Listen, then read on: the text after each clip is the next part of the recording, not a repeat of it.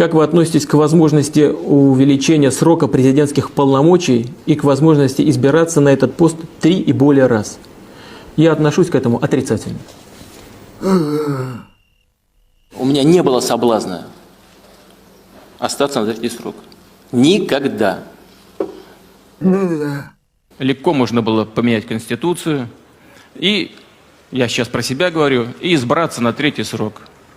Но Конституция этого не позволяла. Но есть Конституция. Я никогда Конституцию не нарушил. И никогда не менял Конституцию. Второе предложение,